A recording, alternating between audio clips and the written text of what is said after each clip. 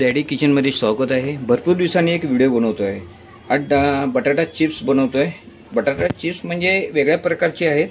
त्यामध्ये बटाटे आहेत, मिरची आहे, धना आहे, परत काळी मिरी, धना पावडर, जिरा पावडर, मीठ, काश्मीरी मिर्च पावडर, चाट मसाला पावडर हा एकत्र करून घ्यायचा आहे।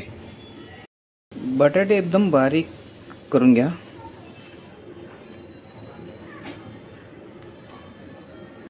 बटाटा एकदम बारीक झालेला आहे आणि आपले जे मसाले आहेत हे त्याच्यामध्ये सगळे मिक्स करायचे आहेत। मिरची आहे, हे सगळे मिक्स करून घेणे।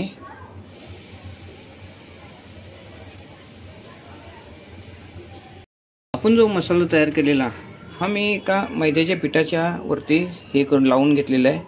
आता आपल्याला ह्याच्यामध्ये चौकोनी म्हणजे त्रिकोणी आकार करायचे आहेत, ते मी दाखवेन कसे करायचे।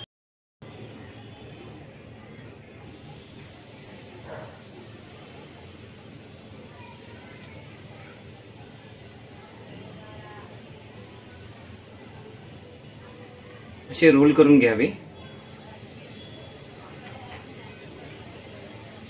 तेल गरम झालेलं आहे। आपण आता हे बनवलेले आहेत एक एक सोडून द्या तेलामध्ये।